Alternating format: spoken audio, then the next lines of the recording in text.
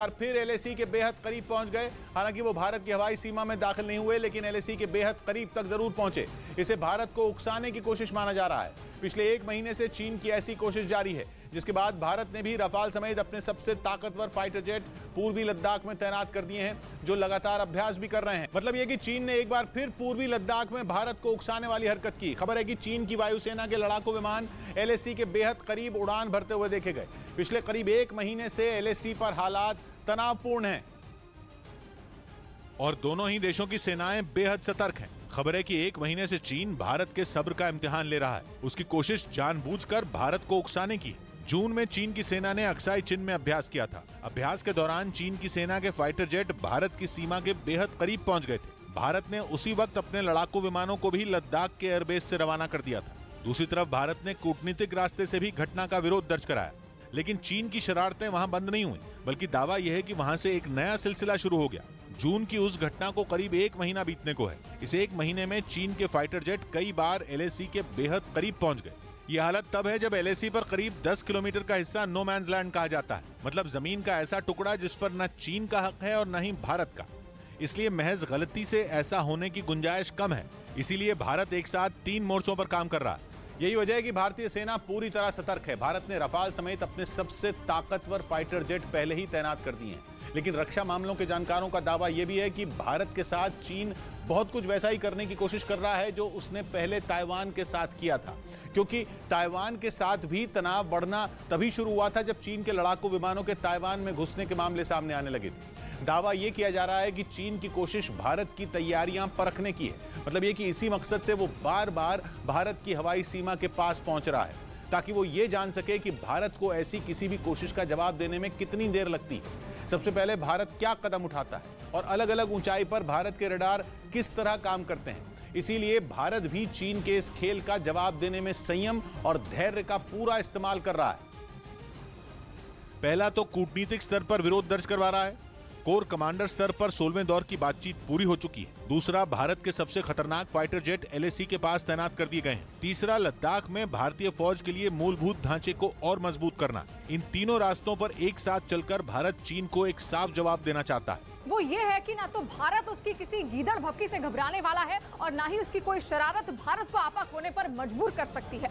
लेकिन भारत की तैयारी इस बार पिछली हर बार से ज्यादा है। रफाल जैसे खतरनाक फाइटर जेट पूर्वी लद्दाख में तैनात किए गए हैं, जो पल भर में चीन को चित करने का दम रखते हैं।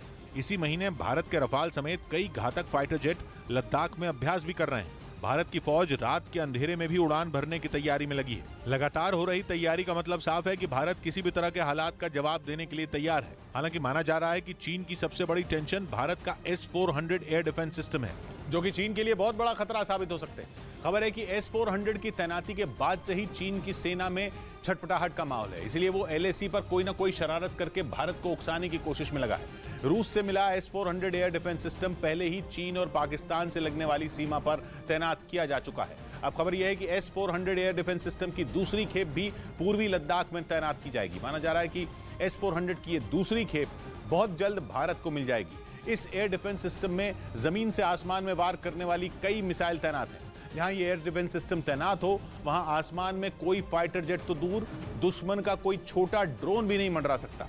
ये सिस्टम किसी भी खतरे को आता देखकर काफी पहले ही सेना को अलर्ट भी करता है, उसके बाद मिसाइल दागकर उसे नष्ट भी कर देता है।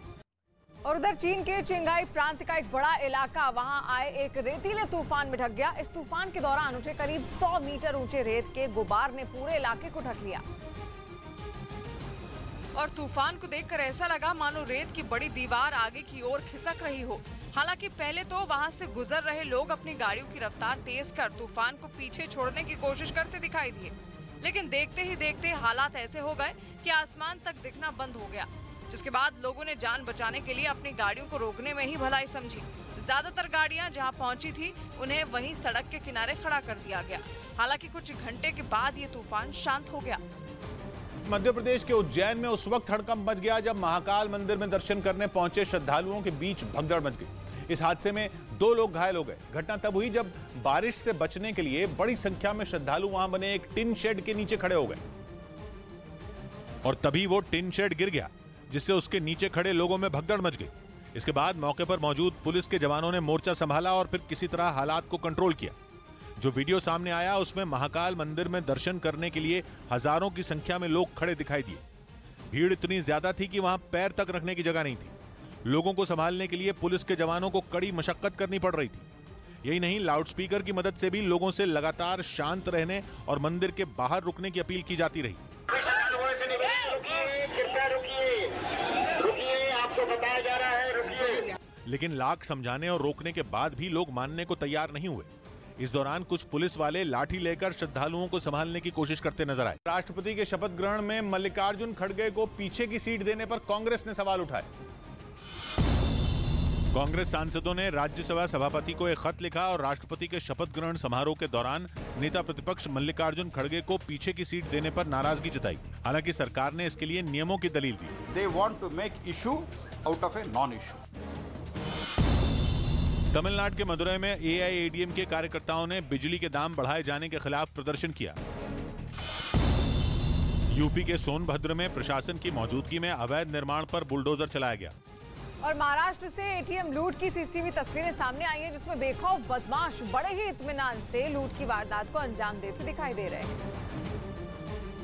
महाराष्ट्र के जलगांव जिले में रात के वक्त बेखौफ बदमाशों ने एक ATM मशीन को निशाना बनाया और 31 लाख रुपए लूट ले गए। ATM लूट का CCTV वीडियो सामने आया है, जिसमें 2 बदमाश ATM के अंदर लूट की वारदात को अंजाम देते दिखाई दे रहे हैं, जबकि उनका एक साथी ATM के बाहर मौजूद था।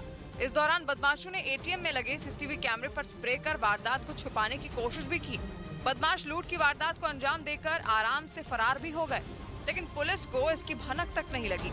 सुबह जब लोगों ने ATM मशीन टूटी देखी तो पुलिस को इसकी जानकारी दी।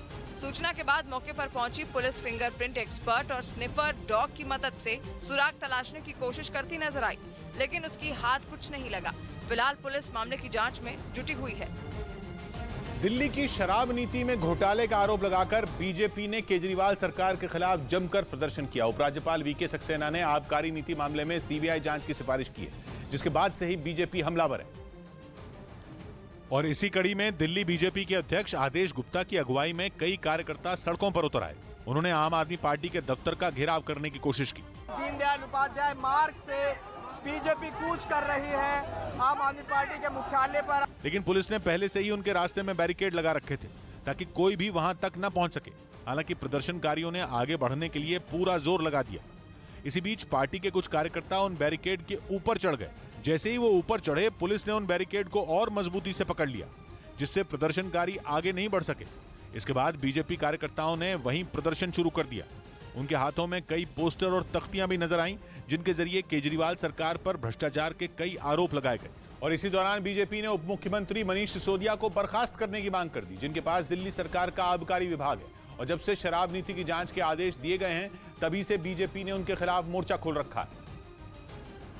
और बीजेपी ने मनीष सिसोदिया के साथ ही सत्येंद्र जैन का भी मुद्दा उठाया, जो इस वक्त मनी लॉन्ड्रिंग केस में ईडी की हिरासत में है। पार्टी ने इन दोनों नेताओं के बहाने केजरीवाल सरकार पर जमकर हमला बोला। ऐसे भ्रष्ट मंत्री सरकार में जब तक बर्खास्त नहीं होते तब तक ये आंदोलन जारी है। हालांकि जब इस प्रदर्शन ने हंगामे का रूप ले लिया, तब पुलिस भी एक्शन में आ गई और उसने बैरिकेड को पार करने वाले कई प्रदर्शनकारियों को हिरासत में ले लिया। बाद में आदेश गुप्ता के साथ भी यही कार्रवाई की गई। उन्हें भी पुलिस की गाड़ी में ले जाकर बैठा दिया गया। कटिहार में एक लड़के को लड़कियों से छेड़खानी करना महंगा पड़ गया। लड़कियों के शोर मचाने पर लोगों ने आरोपी लड़की की पिटाई कर दी। बिहार के कटिहार में बीच सड़क पर उस वक्त हंगामा होने लगा जब 2 लड़कियों ने शोर मचाकर एक लड़के पर छेड़खानी करने के आरोप लगाए। शोर सुनकर स्थानीय लोग मौके पर पहुंचे और आरोपी लड़के को दबोच लिया। पहले तो काफी देर तक महिला और आरोपी लड़के के बीच नोकझोंक होती रही और फिर लड़के की हरकतों से गुस्साए लोगों ने उसे पीटना शुरू कर दिया। घटना नगर थाना गेट के पास की है। बताया जा रहा है कि दोनों लड़कियां ई-रिक्शे से कहीं जा रही थी, तभी आरोपी लड़के ने उनके साथ छेड़खानी की। हंगामे के दौरान आरोपी लड़के की मां भी मौके पर पहुंच गई और पिटाई कर रहे लोगों से उसे छुड़ाकर अपने साथ ले गई। लड़के की पिटाई का वीडियो सोशल मीडिया पर वायरल हो रहा है। यूपी के अमरोहा जिले से हैरान करने वाला एक वीडियो सामने आया। वहां मेले में लगे मौत के कुएं में स्टंट करते समय 2 स्टंट करने वालों का बैलेंस बिगड़ गया और वो सीधे नीचे कुएं में जा गिरे। इस हादसे का जो वीडियो सामने आया, उसमें 2 स्टंटमैन मौत के कुएं के अंदर बाइक पर स्टंट करते नजर आए। सब कुछ ठीक चल रहा था, लेकिन तभी अचानक उनका बैलेंस बिगड़ गया और वो गहरे कुएं में नीचे जा गिरे। यह हादसा इतना भीषण था कि एक स्टंटमैन नीचे कुएं में गिरते ही बेहोश हो गया। लेकिन उस पर असली मुसीबत तब फट पड़ी जब कुएं में स्टंट कर रहे कार वालों का भी संतुलन बिगड़ा और वो कार के साथ नीचे जा गिरे, जिसके बाद पहले से बेदम पड़े स्टंटमैन पर कार पलट गई और वो बुरी तरह घायल हो गया। स्टंट के दौरान नीचे गिरने से दोनों स्टंट करने वालों को काफी चोट आई और उन्हें अस्पताल में भर्ती करवाया गया। इधर आजम खान के बेटे का फर्जी जन्म प्रमाण पत्र का केस चलता रहेगा। एसपी नेता आजम खान को अपने बेटे का फर्जी जन्म प्रमाण पत्र बनवाने के आरोपों पर सुप्रीम कोर्ट से बड़ा झटका लगा। अदालत ने ये केस रद्द करने से इनकार कर दिया और निचली अदालत में यह मामला सबूतों के आधार पर जारी रखने के निर्देश दिए। महाराष्ट्र के जलगांव में एक एटीएम को तोड़कर वहां से 31 लाख रुपए लूट लिए गए। सुप्रीम कोर्ट ने टीम इंडिया के पूर्व कप्तान महेंद्र सिंह धोनी को नोटिस भेजा और आम्रपाली मामले में उनसे जवाब मांगा। इससे पहले आम्रपाली ग्रुप के ब्रांड एम्बेसडर रहे धोनी ने कंपनी पर बकाया नहीं चुकाने का आरोप लगाया था, जिसके खिलाफ हाईकोर्ट ने कार्रवाई का आदेश दिया था। पिछले कुछ सालों में जलवायु परिवर्तन के कारण प्राकृतिक आपदा का खतरा कई गुना बढ़ चुका है और हिमालय क्षेत्र के आधे झरने सूखने का यह नया दावा तो और ज्यादा डराने वाला है, क्योंकि एक रिपोर्ट में दावा किया गया कि भारत के हिमालय के क्षेत्र के 30 लाख झरनों में आधे सूख चुके हैं, जिसकी सबसे बड़ी वजह है पेड़ों का कटना। क्योंकि पहले जंगलों की वजह से बारिश का पानी रिस कर आता था और झरना बनकर बहता था, लेकिन पेड़ कटने की वजह से झरने सूखते जा रहे हैं। या यूं कहें कि इंसान ने पहाड़ों पर पेड़ों की ऐसी अंधाधुंध कटाई की कि झरने खत्म होने के कगार पर पहुंच गए।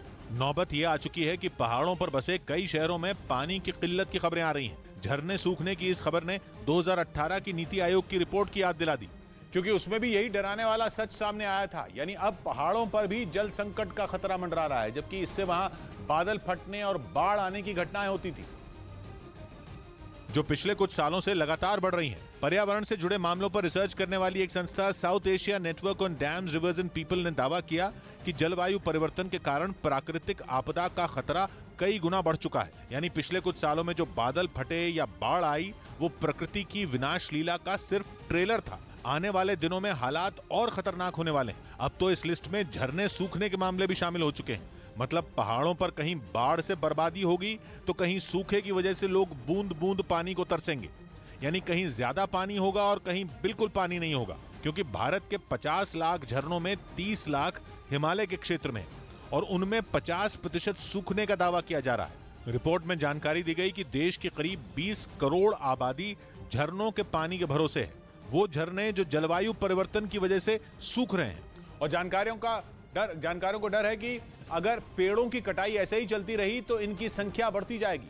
प्रकृति से खिलवाड़ की वजह से हर साल पहाड़ों पर मौत का तांडव होता है और लोगों की जान जाती है। फिर चाहे वो इसी महीने अमरनाथ यात्रा के दौरान बादल फटने का हादसा हो या 2013 में केदारनाथ में हुई तबाही, ये दोनों हादसे भविष्य की भयानक तस्वीर की ओर इशारा करते हैं।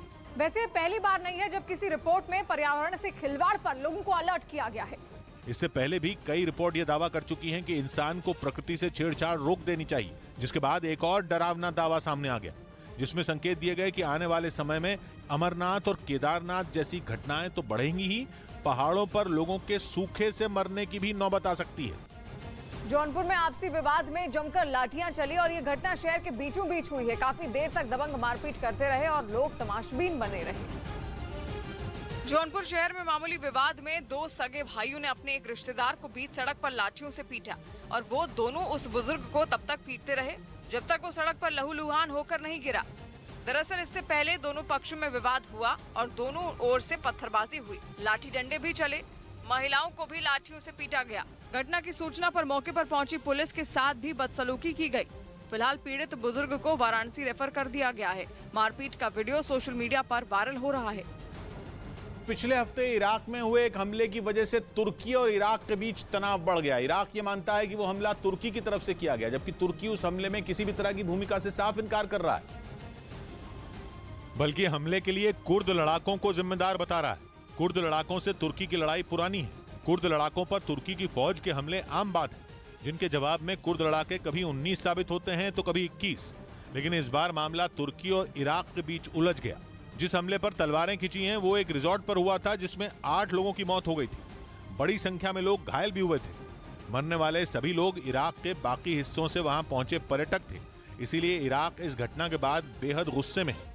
इराक साफ कर चुका है कि वो चुप नहीं बैठेगा और इस घटना का कड़ा जवाब देगा, क्योंकि इस बार के हमले का असर इराक में पर्यटन उद्योग पर पड़ सकता है। इराक की तरफ से ऐलान किया गया कि वो इस घटना के लिए तुर्की को जिम्मेदार मानता है और उसकी शिकायत संयुक्त राष्ट्र तक पहुंचाई जाएगी। इराक ने तुर्की के राजदूत को तलब किया और इस घटना पर सफाई मांगी। दूसरी तरफ तुर्की की राजधानी अंकारा में मौजूद अपने राजदूत को भी बुलाने के संकेत दिए। इसके अलावा ऐलान किया गया कि इराक की सेना आत्मरक्षा के लिए जरूरी कदम जल्द उठाएगी। हालांकि ये कदम केवल अपनी सीमा को सुरक्षित रखने के लिए होंगे या किसी जवाबी कार्रवाई के लिए, ये साफ नहीं है।